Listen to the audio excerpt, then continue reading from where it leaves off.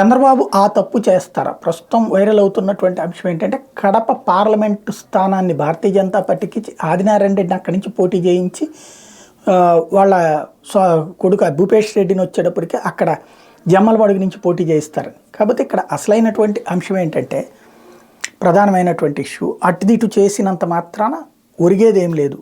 పైగా ఇప్పుడు షర్మిలను ముందు పెట్టి నడిపిస్తున్నారు కాంగ్రెస్ పార్టీ. అక్కడ షర్మిలకి సపోర్ట్ చేసుకోవడానికే ఇటు ఈ కథ నడుస్తుంది.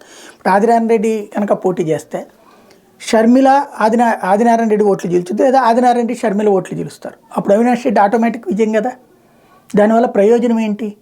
ముందు అసలు ఆ కుటుంబ వ్యవహారంలో దూరడమే ఒక తప్పు. పోనీ దానివల్ల రాజకీయ లబ్ధి అవుతుందని మిగతా రాష్ట్రం అంతా వస్తుంది అక్కడ పోయినా అనుకున్నాం. ఇప్పుడు అవినాష్ రెడ్డిని ఓడించాలనుకున్నప్పుడు షర్మిలకి తెర వెనకాల మద్దతు అన్నటువంటిది కాకుండా షర్మిలకు మేము మద్దతు ఇవ్వట్లేదని చూపించడం కోసం ఆదినారాయణ రెడ్డి ముందు పెడితే వీళ్ళిద్దరూ చీల్చుకునే ఓట్లు ఆటోమేటిక్గా అవినాష్ రెడ్డి గెలిస్తే రేపు పొద్దున అవినాష్ రెడ్డి మీద మనం చేసిన ఆరోపణలన్నీ వేస్ట్ అయిపోతాయి కదా. సరైన ప్రత్యర్థిని పెట్టి మంచి వ్యూహకర్తగా పేరున్నటువంటి చంద్రబాబు ఆ తప్పు చేస్తారా? చూడాలి.